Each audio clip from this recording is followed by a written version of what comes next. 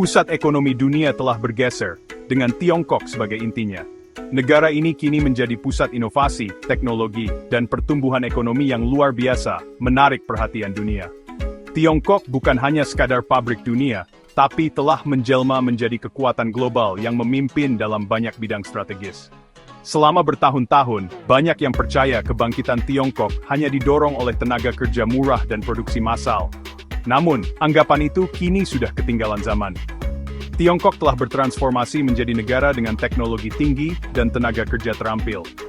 Upah di Tiongkok sekarang bahkan melampaui banyak negara berkembang, termasuk Indonesia, menandakan perubahan besar dalam lanskap industri global.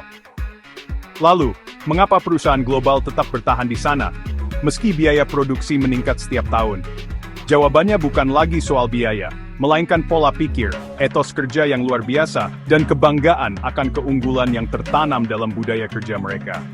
Keunggulan sejati Tiongkok terletak pada budaya, di mana pekerjaan adalah sumber kebanggaan nasional, dedikasi, dan tanggung jawab pribadi yang tinggi. Di Indonesia, meskipun kita punya sumber daya dan talenta, tantangan terbesar kita adalah pola pikir kolektif yang masih perlu dibenahi, agar bisa bersaing di tingkat global. Inti dari etos kerja Tiongkok adalah pendorong yang sangat kuat, rasa malu.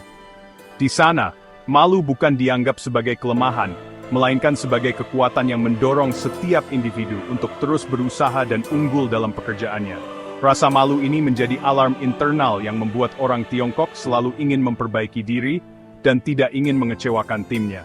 Di Tiongkok, kegagalan berarti kehilangan muka. Menjadi biasa-biasa saja itu tidak bisa diterima. Tekanan sosial ini sangat nyata, sehingga setiap kesalahan atau kegagalan menjadi pelajaran berharga untuk berkembang.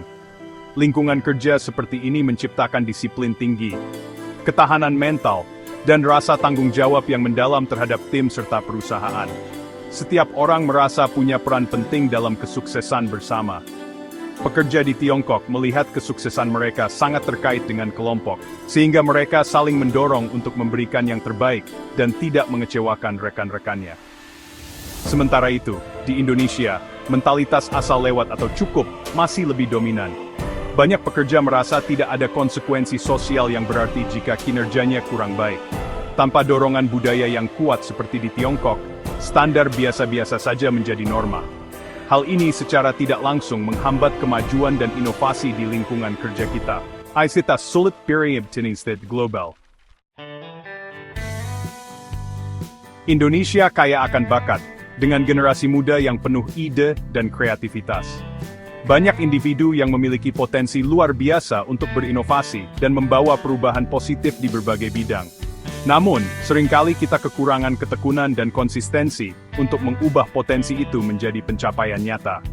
Banyak proyek yang berhenti di tengah jalan, dan semangat kerja mudah luntur saat menghadapi tantangan. Kebiasaan mengambil jalan pintas dan merasa cukup dengan hasil yang biasa saja, sudah menjadi budaya yang sulit diubah. Banyak yang lebih memilih menyelesaikan tugas dengan cepat daripada memastikan kualitas. Hal ini terlihat dari pekerjaan yang ceroboh, kurangnya rasa memiliki terhadap hasil kerja, dan minimnya inisiatif untuk memperbaiki kesalahan.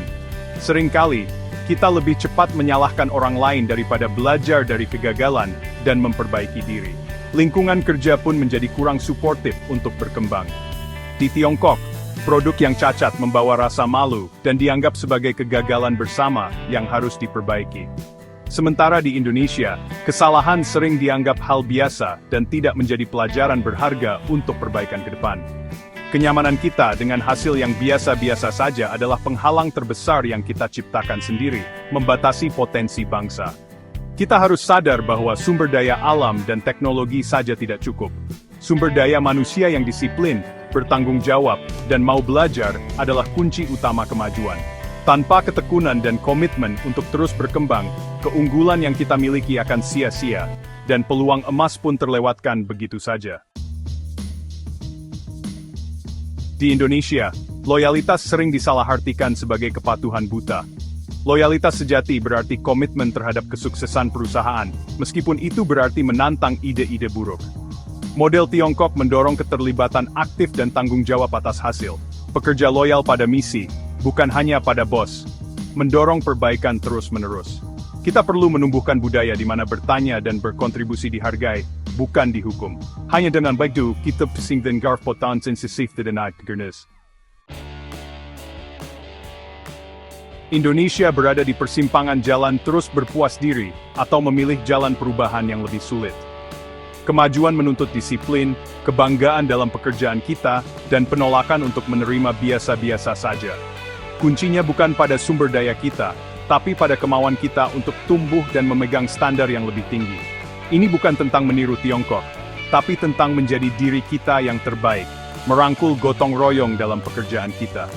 Pertanyaannya bersifat pribadi, apakah kita puas tertinggal atau siap memimpin? Pilihannya ada di tangan kita. Waktu untuk bertindak adalah sekarang.